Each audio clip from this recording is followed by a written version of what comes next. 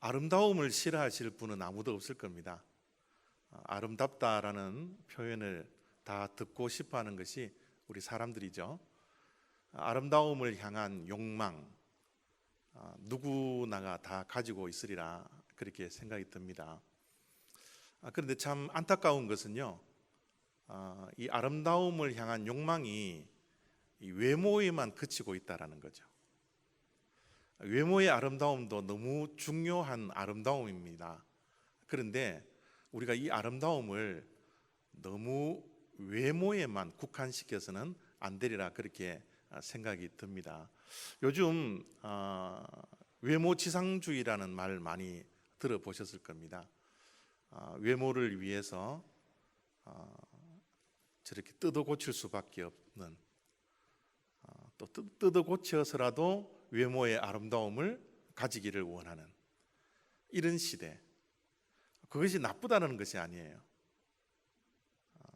우리가 아름다움을 향한 욕망이 있을 때 사실 외모의 아름다움도 중요하지만 그것보다 더 중요한 아름다움이 있다는 것을 알아야 된다는 거죠.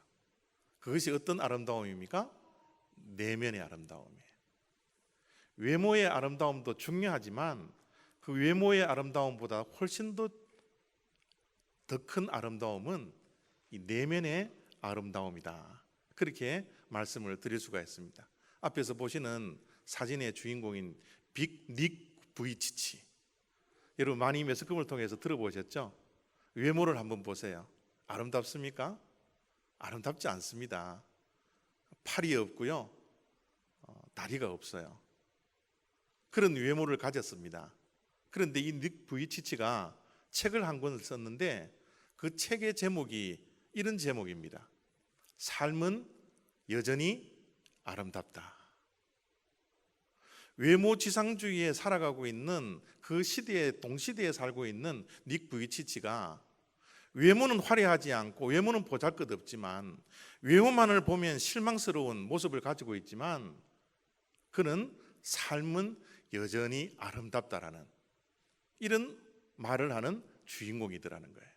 그 책 내용을 한 가지 보면요, 이런 내용이 있습니다. 때론 자신의 겉모습을 볼 때 실망할 수 있다. 왜 나는 아무것도 가진 것이 없는가라는 생각이 들기도 할 것이다. 하지만 눈을 돌려 자신의 내면의 가치를 바라보라. 거기서 당신이 세상에 존재해야 할 이유를 발견할 것이다. 외모만을 보면 실망한 일밖에 없죠. 그러나 그는 눈을 돌려서 내면을 보게 된 거예요. 그 내면의 아름다움, 그 가치를 발견하니까 내가 왜 이런 몸으로 이 땅에서 살아가야 할 그 이유를 발견했다. 외모의 아름다움보다는 내모의 아름다움이 훨씬 더 중요한 것을 닉 부이치치는 저 책을 통해서 우리들에게 말씀을 하고 있는 거죠. 하나님의 말씀도 보면 사람들은 외모를 보지만 하나님은 외모를 보는 것보다는 우리 인간들의 중심을 본다라고. 그 내면의 중요성이 외모의 중요성보다 훨씬 더 큰 중요하다라는 것을 하나님의 말씀도 우리들에게 말씀하고 있습니다. 근데 여러분, 외모의 아름다움보다 내면의 아름다움이 더 중요하고요, 그 내면의 아름다움보다 훨씬 더 중요한 아름다움이 있습니다. 그 아름다움은 하나님 앞에서 하나님이 보시는 아름다움이에요. 우리 신앙인들에게는 외모의 아름다움 너무 중요합니다. 내면의 아름다움도 훨씬 더 중요합니다. 그러나 그 모든 것들보다 더 중요한 것은 하나님이 보시기에 아름다운 삶일까? 하나님이 보시기에 기뻐하는 삶일까? 하나님 앞에서 가지는 아름다움이 훨씬 더 중요합니다. 오늘 우리가 읽었던 이 본문 말씀을 보면 하나님 앞에서 아름다운 것은 과연 어떠한 것인가? 라는 것을 말씀을 해주고 있는데요, 20절을 제가 읽어드립니다. 죄가 있어 매를 맞고 참으면 무슨 칭찬이 있으리요? 그러나 선을 행함으로 고난을 받고 참으면 이는 하나님 앞에 아름다우니라. 여러분, 하나님 앞에 아름다운 모습을 가진 자는 다른 모습이 아니라 선을 행하다가 고난을 받고 그 고난을 받으면서 참으면서 하루하루를 살아가는 인생, 그것이 하나님 앞에 아름답다, 그렇게 말씀을 하고 있습니다. 여러분, 이 말씀을 아멘으로 받아들일 수 있으세요? 저는 이 말씀을 처음 접했을 때 너무너무 큰 충격이었습니다. 아니, 이럴 수가 있을까? 여러분, 한번 생각해 보십시오. 선을 행함으로 고난을 받고 참으면 하나님 앞에 아름답다 그랬는데, 선을 행하면 우리의 상식으로는 뭐가 다가와야 합니까? 우리가 선을 행하면 하나님께서 상 주시는 것이 마땅치지 않나요? 우리가 선을 행하고 예수를 믿고 신앙생활을 하면 하나님께서 때로는 우리들에게 칭찬을 주시고 하나님께서 때로는 우리들에게 상급을 주셔야지 우리가 신앙생활을 더욱더 열심히 하고 더욱더 기쁨으로 이 일들을 감당할 수 있지 않습니까? 그런데 오늘 말씀은 충격적으로 우리들에게 다가올 수밖에 없는 그것은 선을 행하는데 그 뒤에 따라오는 것은 상급이 아니라, 칭찬이 아니라 뭐라고요? 고난이라는 거예요. 이 이야기를 들으니까, 이 말씀을 처음 접하니까 얼마나 여러분 제 마음속에는 충격으로 다가왔는지 몰라요. 어떻게 이럴 수가 있을까? 하나님이 상급을 주셔도 우리가 신앙생활 열심히 활동인데 선한 일을 행해도 하나님께서 고난을 허락해 주신다면, 그것도 참으라고 이야기를 해 주신다면, 이거는 뭔가 잘못되지 않았을까? 이런 생각을 하면서 말씀을 읽어가는데 21절 말씀은 더 충격으로 다가옵니다. 어떤 말씀인지 제가 읽어드리겠습니다.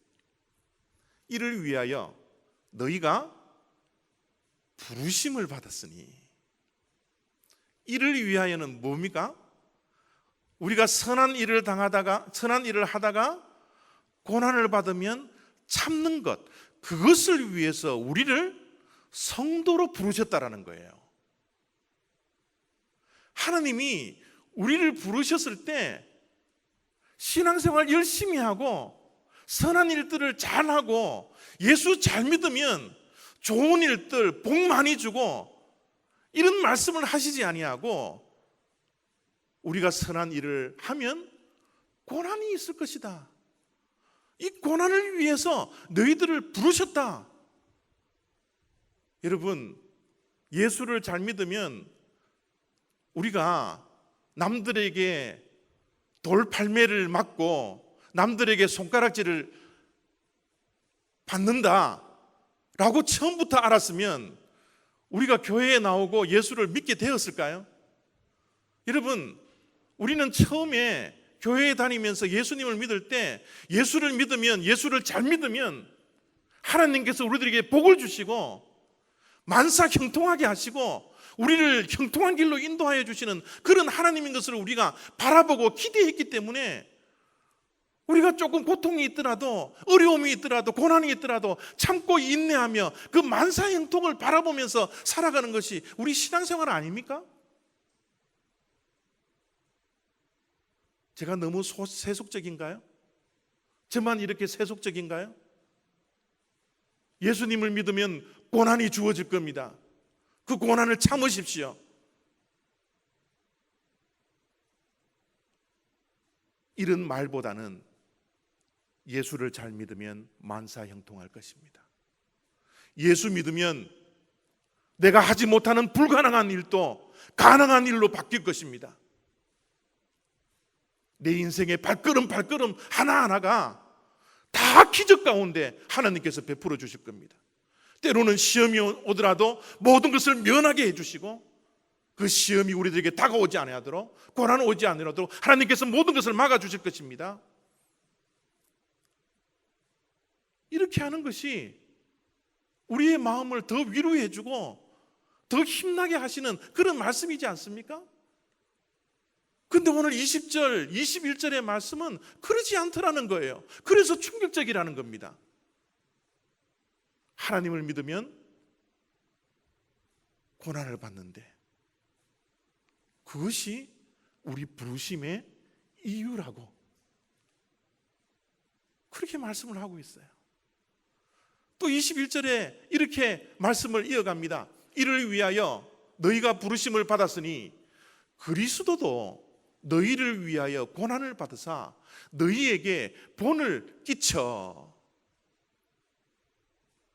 여러분, 오늘 하나님이 사도 베드로를 통하여서 우리의 뒤통수를 제대로 치시는 것 같아요.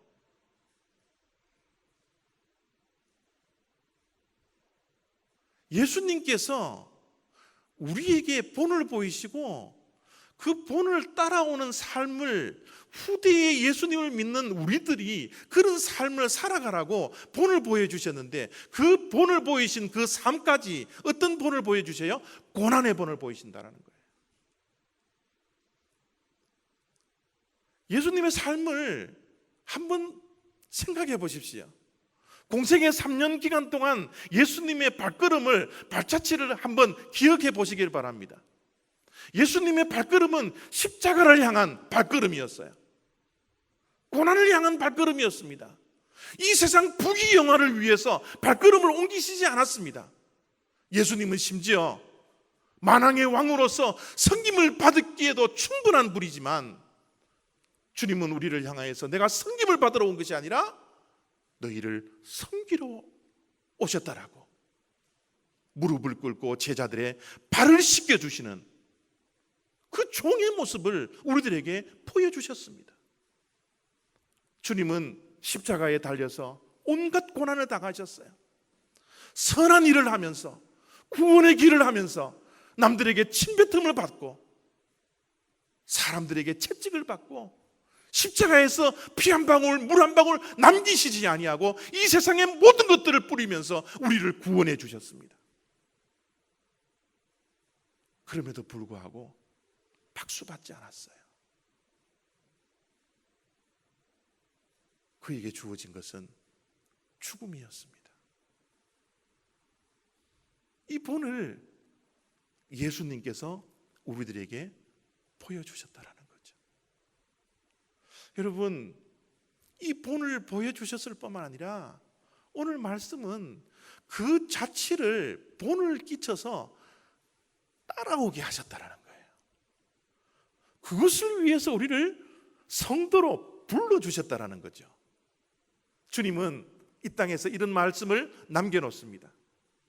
나를 따르려거든 자기를 부인하고 매일 제 십자가를 지고 나를 따라와야 한다고. 매일 자기의 십자가를 지고 따르지 않고서는 예수님을 따라갈 수 없다라고. 주님은 우리들에게 나를 잘 믿으면, 나를 따르면 너희들의 인생이 꽃길을 걸어가는 그런 인생이라고 가르쳐 주지 않아요. 예수님의 본을 받고 따라가는 그 길은 고난의 길이요, 십자가의 길이요, 좁은 길이요, 억울한 길이요, 충격적인 일들이 우리의 삶 가운데 일어날 것이라고 주님은 말씀하고 있습니다. 이것이 성도로 부른 주님의 뜻입니다. 우리를 부르신 하나님의 뜻입니다. 우리는 하나님이 성도로 불러주셨기 때문에 주님의 그 부르심을 순응하고 따를 수밖에 없는 생명들입니다. 그렇기 때문에 이 세상에서 가장 아름다운 모습은 외모의 모습도 아니요, 내면의 아름다움도 아니요, 예수님의 고난을 따르는 삶, 그것이 진짜 아름다운 모습입니다 라고 고백하면서 예수님의 십자가의 삶을 따라가는 것이 하나님의 부르심에 응답하는 성도의 삶이 되어야 합니다. 오늘 사도 베드로는 이 말씀을 통해서 시간과 공간을 초월해서 우리에게 도전해요. 이래도 나를 따를래. 이래도 나를 따를래.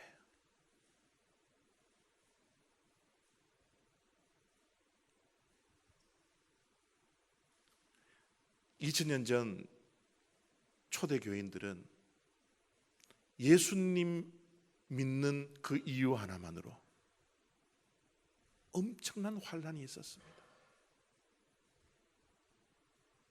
사랑하는 사람들이 죽음을 당했어요. 사자밥이 되었습니다. 화형을 당합니다. 참수를 당합니다. 십자가형에 사람을 죽이는 그 모습을 목격합니다. 예수를 잘 믿으면 좋은 일들, 화려한 일들, 영광받은 일들, 상급들이 주어야 함에도 불구하고 그들의 삶에는 고난과 환란이 뒤따라왔습니다. 그래도 나를 따를래. 주님이 우리들에게 동일하게 묻는 것 같지 않습니까? 이 질문에 노하실 분 계십니까? 우리의 인생에 소출이 없다 할지라도, 내 창고가 비어 있다 할지라도, 하루하루의 삶이 가시밭길 같다 할지라도, 이 선한 일을 할 때 내게 주어진 고난이 하나님의 부르심이었다면, 이것이 나의 소명이었더라면, 하나님, 예, 그러지요, 알겠습니다, 따라가겠습니다,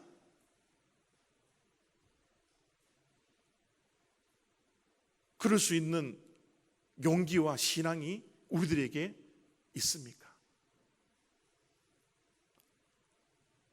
십자가는 우리 믿는 자들이면 모두가 다 지고 가야 할 십자가입니다. 많은 사람이 무겁고 긴 십자가를 불편하게 지고 갈 수밖에 없어요. 그런데 한 성도가 이 십자가가 너무 무겁고 너무 길어 불편해서 너무 거추장스러워서 조금씩 잘라내기 시작했습니다. 마지막 날 모든 사람이 천국을 건너가야 되는데 이 세상과 천국 사이에는 큰 구렁텅이가 있었어요. 그 구렁텅이를 건너가야지 천국에 도달할 수 있는데, 이 세상에서 수고하고 무거운 그 십자가, 길고 거추장스러웠던, 불편을 주었던 그 십자가를 많은 성도들이 이 세상에서 천국을 향하여서 다리를 놓고 그 십자가를 밟고 지나가서 천국으로 들어가는데, 이 세상에서 너무 무겁다고 불평했던 사람, 십자가를 조금씩 잘라냈던 그 사람, 무겁게 지고 가고 있는 성도들을 향해서 저 바보 같은 사람, 좀 요령 있게 살지, 좀 편하게 살지 라고 조롱하고 비방했던 저 성도 한 사람은 천국에 걸쳐놓을 십자가가 되지 않는 거예요. 혼자서 천국을 바라보면서 엉엉 울기 시작했습니다. 그러나 그때는 늦어졌습니다. 십자가가 불편하다고, 무겁다고, 길다고 십자가를 잘라냈던 그 한 사람은 천국에 들어가지 못했다라는 전설이 우리들에게 주어지고 있습니다. 여러분, 십자가를 매일 지고 나를 따를래. 이 말씀에 우리의 반응은 아닙니다가 아니라 아멘입니다. 예스입니다. 이런 반응이 나와야 합니다. 이 예스라는 반응이 우리 올리브교회 성도님들 한 분 한 분에게 저의 인생 가운데 순간순간 고난이 다가왔을 때 그 이유는 모르겠지만 이것이 내게 주어진 사명이라고 소명이라면 내가 기꺼이 지겠습니다. 내가 요령 피우지 않겠습니다. 라고 예스로 응답할 수 있는 저와 여러분 다 되시기를 부탁드리는 것입니다. 어떻게 이것이 가능할까요? 어떻게 이 불편하고 거추장스럽고 무거운 이 십자가를 우리가 기꺼이 감사함으로 지고 갈 수 있을까요? 19절 속에서는 그 정답을 우리들에게 이렇게 말씀하고 있습니다. 부당하게 고난을 받아도 하나님을 생각함으로 슬픔을 참으면 이런 아름다운 모습입니다. 부당하게 고난을 받아도, 부당하게 예수쟁이기 때문에 받는 고난, 여러분 이 세상 누구든지 부당하게 어떤 일들을 당하면 슬프죠, 화나죠. 억울한 일들을 부당하게 당해 보십시오. 그 부당하게 나를 취급했던 그 가해자를 한 대 때려주고 싶은 마음이, 복수하고 싶은 마음이 우리의 마음속에 일어나는 것이 정상이지 않습니까? 회사에서 정말 열심히 일을 해요. 정말 예수쟁이기 때문에 정말 요령 피우지 아니하고 자기에게 주어진 이 일이 천직이라 생각하고 직장에서 열심히 일을 합니다. 그런데 진급대가 되는데 내가 진급이 되지 아니하고 옆에서 요령 피우고 열심히 또 일하지도 않고 부지런하게 일하지도 않았던 그 사람이 진급을 했어요. 그 진급의 이유를 알아보니까 사장님하고 고향 친구래요. 고향 후배래요. 학교 같은 동문이래요. 부당하게 직장에서 억울한 일들을 당하면 한 대 때려주고 싶은 화가 치밀어 오는 것이 우리 인간들의 모습이지 않습니까? 그런 일들을 당하더라도 참을 수 있는 것은 돌부처밖에 없어요. 돌부처는 생명이 없기 때문에 참을 수라도 있지. 우리는 생명이 있는데 억울한 일들, 부당한 일들 당하면 참을 사람이 누가 있겠습니까? 그런데 하나님의 말씀은 부당한 고난을 받아도 그 슬픔을 참고 인내하라는 거예요. 무엇으로? 억지로 얼굴 찡그리며 가슴에 한이 남을 정도로 스트레스를 받으며 참으라는 말이 아니에요. 오늘 사도 베드로가 전해주는 말씀은 부당한 고난을 받을지라도 무엇을 생각하며? 하나님을 생각하며, 하나님을 생각함으로 슬픔을 참으면 이는 아름답다 라고 이야기하고 있는 거예요. 하나님을 생각하며 참을 수 있는 저와 여러분 다 되시기를 부탁합니다. 여러분, 하나님을 생각하라 그러는데 뭐를 생각해야 될까요? 뭐를 생각하면 인내라는 성령의 열매가 우리의 삶 속에서 풍성하게 맺혀져서 하나님 앞에서 아름다운 모습으로 우리가 살아갈 수 있을까요? 오늘 제가 여러분들에게 세 가지를 말씀드립니다. 이 세 가지 말씀을 여러분들 꼭 기억하시기를 바랍니다. 우리의 삶은 늘 형통한 일들만 있는 것이 아니라 때로는 우리의 삶 속에 하나님께서 허락하신 고난이 있고 부당한 고난이 닥쳐오고 선한 일을 했음에도 불구하고 상급이 주어지지 않고 칭찬이 주어지지 아니하고 때로는 우리의 삶 가운데 사람의 매서운 눈길들이 존재하고 때로는 우리들이 미움도 사기도 하고 억울한 일들도 당하고 오해도 살 수밖에 없는 억울한 일들을 너무너무 많이 당하는 거예요. 이럴 때마다 하나님을 생각해야 되는데 이 세 가지를 여러분 꼭 기억하시면서 그 고난을 인내하고 이겨나가서 하나님 앞에서 아름다운 그런 모습으로 존재하시기를 부탁드립니다. 첫 번째, 하나님을 생각하실 때 하나님이 다 알고 계십니다. 하나님이 다 보고 계십니다. 중심을 보시는 그 하나님이, 우리의 진심을 하나님은 알고 계시고 하나님이 보고 계시고 무엇이 진실이고 무엇이 거짓인지 하나님은 다 알고 있습니다. 하나님은 다 보고 계신 거예요. 다 알고 계십니다. 우리의 억울함을, 우리의 고통을, 우리의 고난을, 우리의 당하는 부당함을 하나님은 다 알고 계시다라고 생각하면서 인내하시기를 바랍니다. 두 번째, 생각해야 될 것이 있습니다. 하나님이 함께 하고 있다라는 거예요. 내가 고통당하고 고난을 당할지라도 그 고통당하는, 고난당하는 억울한 일들을 있을 때 이 세상 사람들은 다 떠나가지만, 나를 손가락질하고 나를 조롱하고 나를 비웃고 다 떠나갈 수 있지만 하나님 한 분만은 내 편이 되어주셔서 나와 영원히 함께하고 있다는 사실, 이것을 생각하며 인내하시라는 거예요. 여러분, 우리가 힘들고 어려울 때 내 마음을 토로할 수 있고 내 마음을 이해해 줄 수 있는, 내 편이 될 수 있는 그 한 사람이 있다면, 내 편에 서 있는 한 사람만 이 세상에 존재한다면 그것이 얼마나 위로가 되고 그것이 얼마나 힘이 되어요. 이 세상 사람들은 다 떠난다 할지라도 하나님은 나와 함께하고 있다라는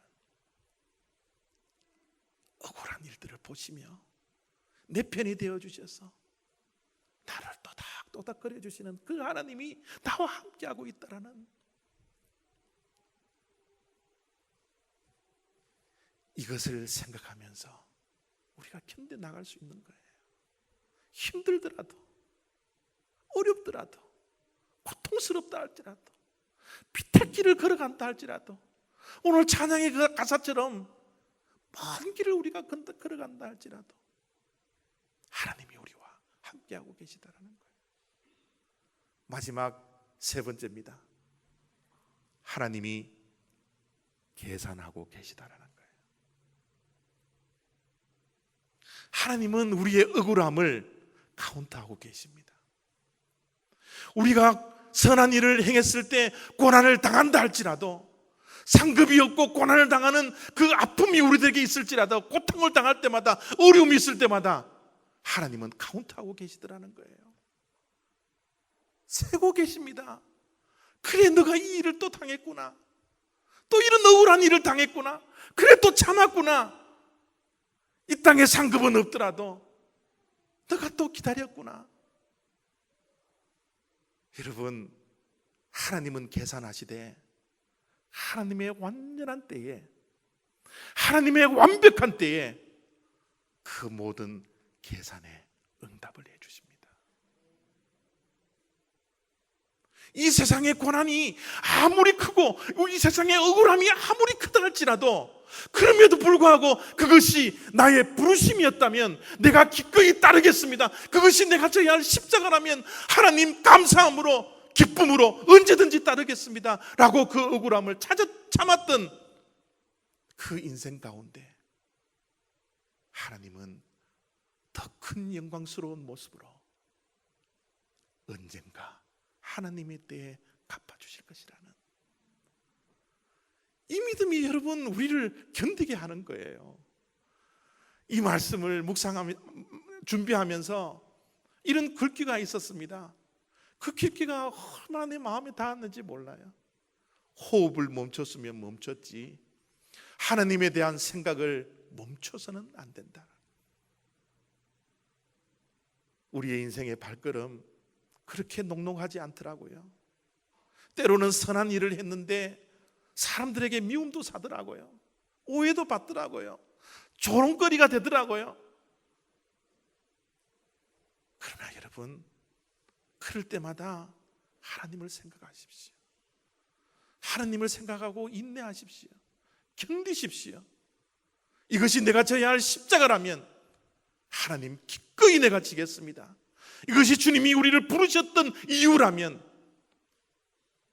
내 인생의 삶이 휘황찬란하다 하지 않는다 할지라도 하나님 기꺼이 주님 따르겠습니다. 십자가 지고 따르겠습니다. 이런 고백과 다짐을 하면서 우리에게 지어진 십자가, 하나님을 생각하며 넉넉하게 믿음으로 승리해 나갈 수 있는 저와 여러분 다 되시기를 부탁드립니다. 기도하겠습니다.